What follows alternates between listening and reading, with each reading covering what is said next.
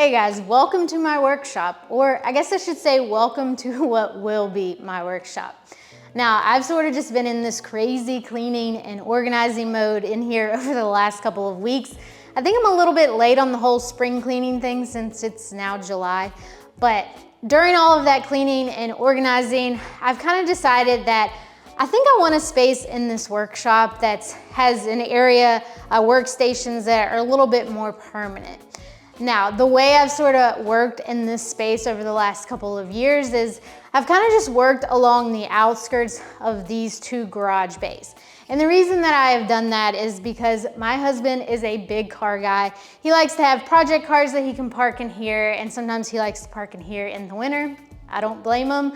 But we have talked about it and decided because I'm working in here basically every single day now, it makes sense to use one of these garage bays so that I can have a work area that's a little bit more permanent.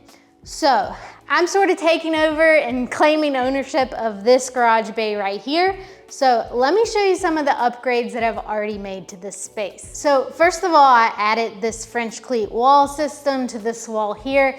And I have to say that I absolutely love using this wall. It's such a simple storage solution for storing some of these items that I grab quite frequently. So I try to keep everything on this wall that is something I'm pretty much using on a daily basis. I did put out a video about how I added this wall, I think a couple months ago or maybe a year ago, I don't know, time flies. But if you wanted to see how I did that, I'll leave that video linked below. Now, I didn't put out a video about this, but I also added a section of cabinets here below where I just have tons of drawers for storage.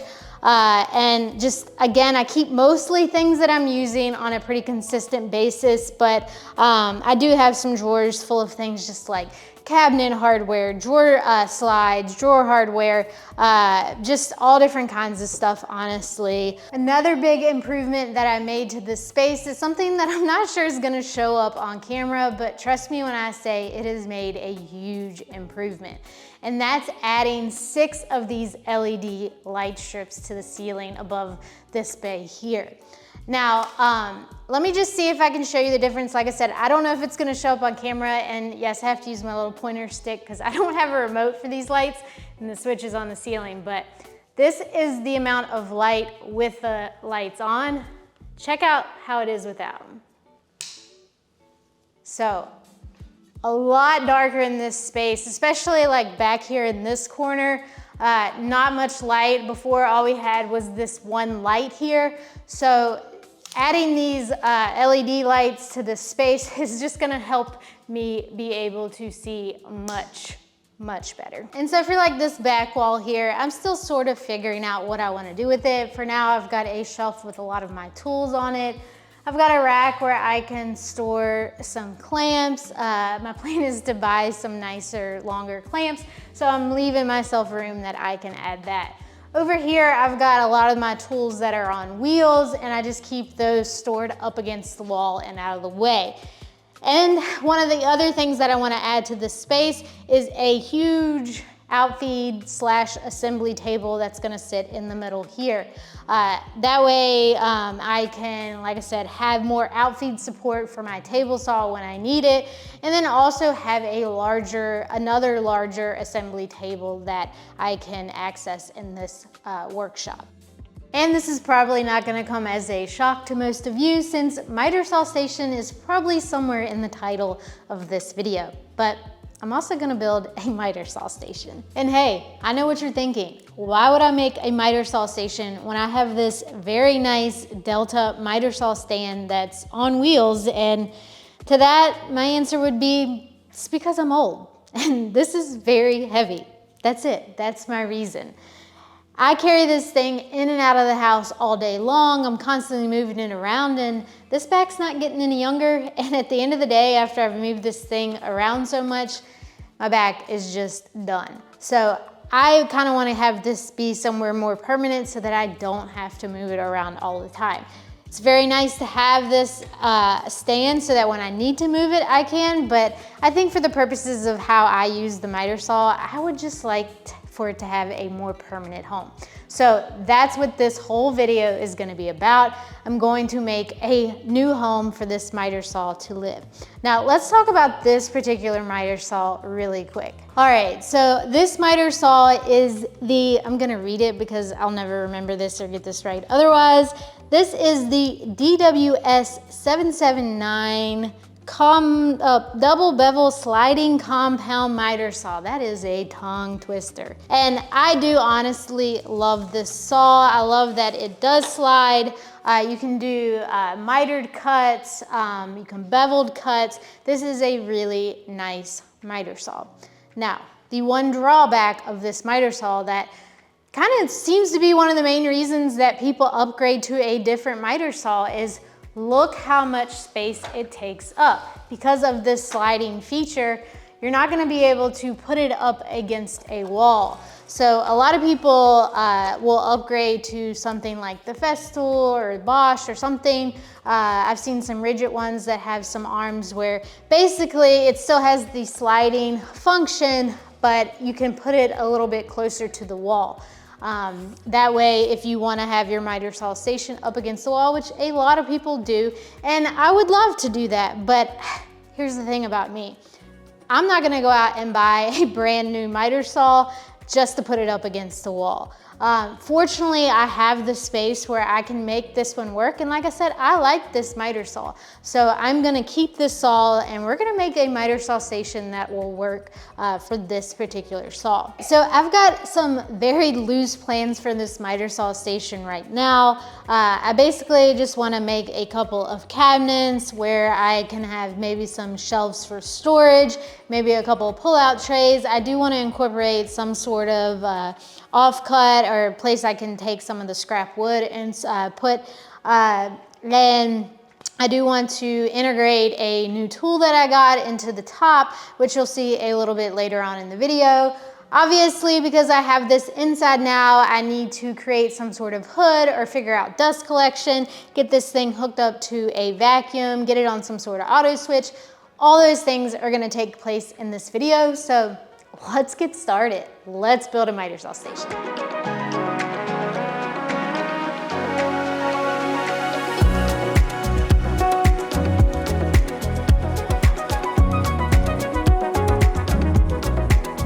All right, so first thing we have to do when it comes to this miter saw station is we gotta get rid of the miter saw. Let's get this thing out of here so we got room to work.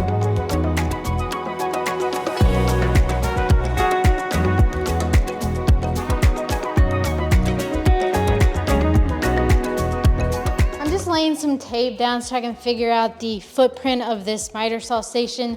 I'm thinking maybe like 112 inches long. In this middle section here, it's gonna be about 42 inches this way. Like I said, to accommodate that larger footprint for the miter saw that I have. The rest of the cabinets will be a little bit less in depth. The nice thing about having these really deep cabinets is I think I can put storage on both sides. That way I'll be able to access things on both sides. Given the limited space though, instead of doing drawers, I might do something like sliding doors, but we'll see. All right, let's get the plywood cut down to size so that we can start the next step, which is getting these things assembled. I think. We'll see. I don't know. Well, I really sold that, didn't I? How obvious is it that I'm figuring this up as I go? Anyways, to start this build off, I just ripped a couple of sheets of 3/4 inch plywood down to make up all of my cabinet pieces. And then here I'm just cutting the toe kicks into some of those pieces so I can start prepping all of them for assembly. All right guys, we have all of the pieces cut for our miter saw station now. I've got all of my 3 sheets of plywood cut down into all the different parts for each cabinet. Now, when I make a sort of set of cabinets like this or a longer bank of cabinets, I try to just do them in separate cabinets and join them together rather than trying to do one huge piece. So I've got everything sort of stacked together per cabinet. And my next step is I need to drill some pocket holes in all of my support pieces so that I can join all these panels together. And how I'm gonna do that this time is with my new tool, which this is the Craig Foreman, and this is a pocket hole cutting machine for those that don't know. Now, this is something that I sort of went back and forth on for a while, just trying to decide if this was something that I really needed. And to be honest, I don't really need it. I do have a smaller pocket hole jig. But the thing is I make a lot of cabinets, and so I do think this thing is going to save me a lot of time. It's just gonna speed up that process. With the amount of pocket holes that I generally use, then I think this thing is going to be very nice to have in the workshop. And this is actually something that I plan on integrating in the miter saw station itself. So let's get some of these pocket holes cut and try out this new machine. So once my brain finally figured out that I didn't have to manually adjust the clamp for this thing every single time, then cutting these pocket holes started to go really quickly. And this actually ended up being the perfect project to have a tool like this for, because I had so many of these pocket holes to drill for all of these cabinets, and this thing really saved me a lot of time.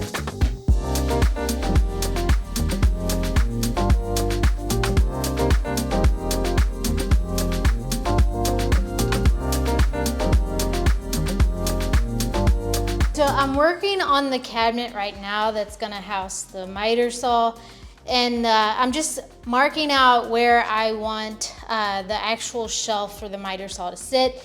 I want the miter saw to be flush with the top of the miter saw station. So I'm just marking down so that I know where to place my support pieces so that I can place my shelf on top of it, which my miter saw can sit on top of that. So I've got everything marked, and I think I'm gonna try to get this assembled now. This is a massive cabinet and I'm here by myself, so we'll see how this goes. Now to assemble these cabinets, all I'm doing is applying some wood glue to those support pieces I drilled pocket holes into, and then getting them attached to my side pieces using 1 1/4 inch pocket hole screws. You'll see me construct a lot of cabinets this way, and these are no different.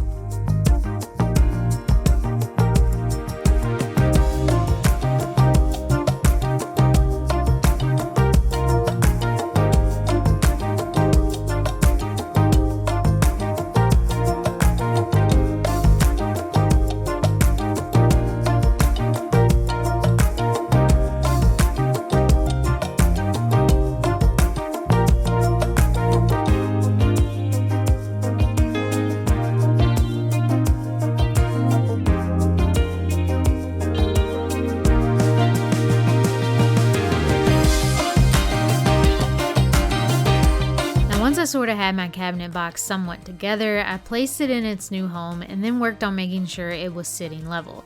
Now I knew that I would have to shim this thing level, probably because these floors in our garage are not even close to level. In fact, they slope on both sides for drainage in each bay, so I just placed some shims in any areas that, you know, needed a little boost. Alright guys, so my very first cabinet is put together now, and the reason I started with this cabinet is because it's sort of in the middle, and this is just a very basic cabinet. This is the cabinet though that the miter saw is going to sit on here. I have a shelf that'll go here, and then the inside is just going to house my vacuum, and eventually I'm going to get some extra dust collection sort of stuff, and that can all live under here. So next I just got to put together the rest of the cabinets. I've got 2 separate cabinets that are going to be on this side, and then 1 larger cabinet that's going to be on that side.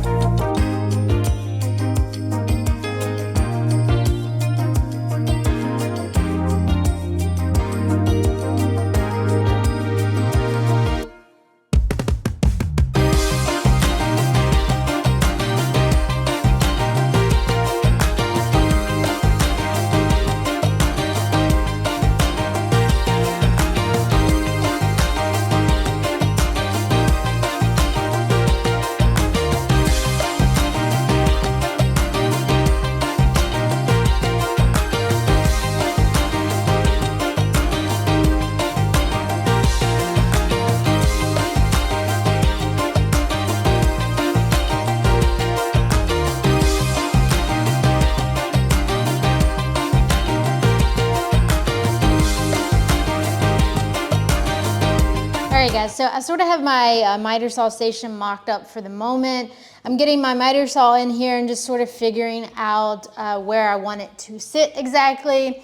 And this is where I sort of realized that I might have screwed up my design a little bit. I kind of had a feeling I was going to run into this issue, and I probably should have took the time to figure it out before, but we're figuring it out right now. And the problem I'm having is basically here, as you can see, if I want to extend my miter saw all the way, it's going to block it a little bit. So what I'm gonna have to do essentially is just cut a little section of this corner off. That way I can fully extend this for making mitered cuts.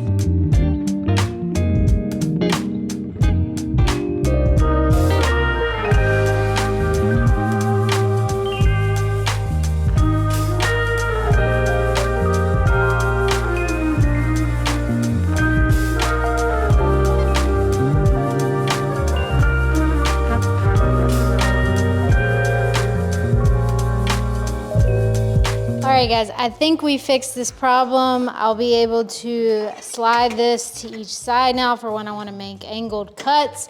So I'll just have to make sure when I put my top on here that I'll have to notch out a section on each side as well. One problem solved. I'm sure there'll be more. Let's keep going. Okay, now true confession here, this cabinet in particular was a huge pain in the butt. I should have built this differently and added another side piece to this cabinet, but I had to be all thrifty and try to spend the least amount of money on plywood possible, which to be fair was still a lot of money, but I digress. I was able to get it together eventually, but I ended up having to make a couple of modifications to it, as future Sarah is about to tell you. All right guys, so I got this other side of the miter saw station put together now, and I've kind of run into what do you put in the bottom? Hold on a second. I've kind of run into a bit of an issue here. I'm not sure what I was thinking when I planned this thing out. I mean, I did plan this thing in like maybe 5 or 10 minutes, so I probably should have put a little bit more time into it, because this span right here is just a little bit too wide for it to be really well supported.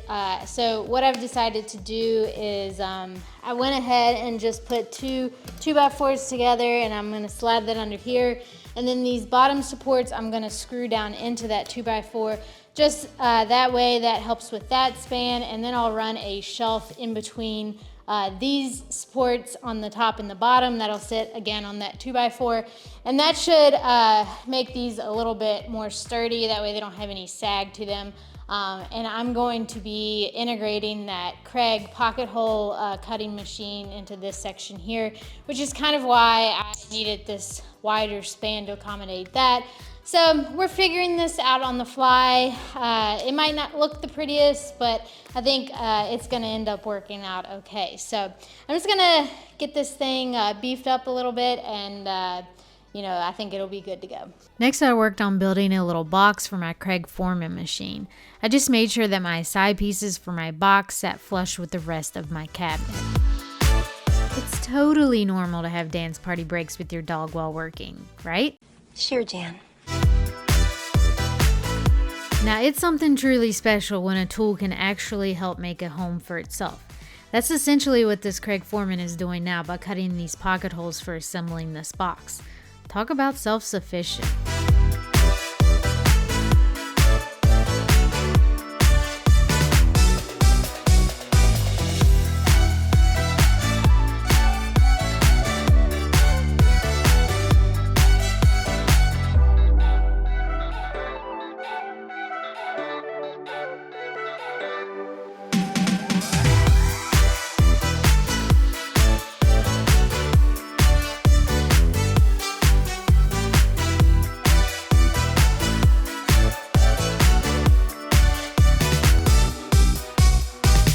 Once I had the box for the Craig Foreman attached, I just worked on attaching the rest of my top support pieces, making sure they were level with everything else as I went.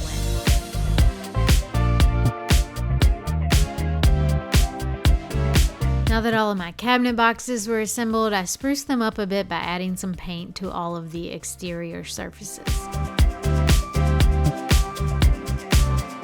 All All right guys, that is a wrap on part 1 of this miter saw station build. Now because this is such a big build, I decided to break this build up into 4 consecutive videos that are gonna come out over the next 4 weeks. You guys just finished watching part 1, and in part 2, I'm basically just going to build a ton of drawers for this miter saw station. I think I have like 15 or so planned to put into this miter saw station, so that's gonna take me some time. If you're not already subscribed, go ahead and get subscribed so that you don't miss out on parts 2 through 4 of this miter saw station build.